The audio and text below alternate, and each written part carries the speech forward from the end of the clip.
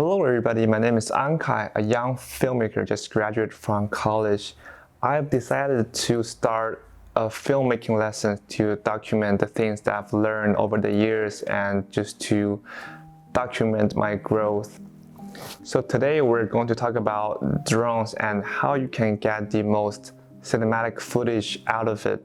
Over the past 2 years I've been flying a drone, the most important things I've learned is that it's not really about the drone you own, it's rather than about having a great location to shoot and being there at the right location in the right time. So where and when is probably one of the most important aspects of getting a cinematic drone footage. Where will be the location that you're filming and when it will be at what time you're filming.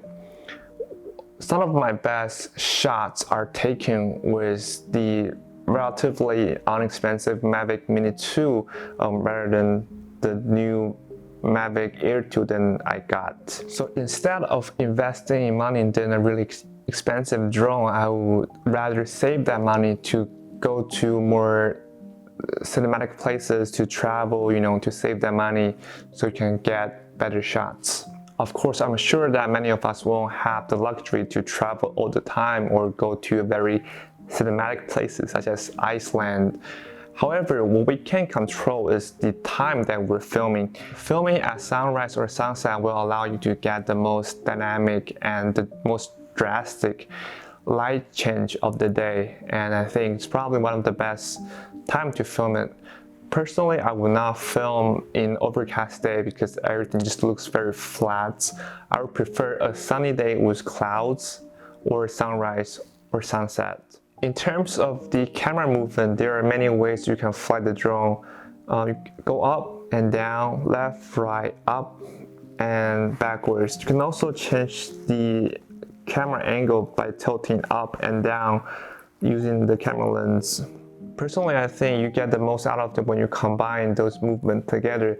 For example, when I take off, I usually try to go backwards and then ascend. That way you can get a lot of more information, get a lot more shots in your drone, and it just looks very cinematic when you fly backwards and going up.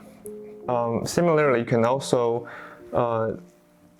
have the drone camera tilting a little bit down first, and then when you go up and backwards, you can tilt your camera up, and that way it reveals more information and just make the shots more dynamic.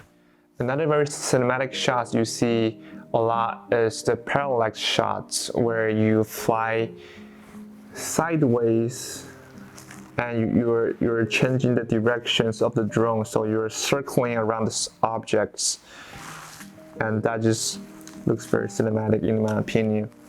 So there are two ways of doing the parallax shots in my opinion. The first one is when you're filming a very small object, a relatively small object on the ground, and you're just circling around the object.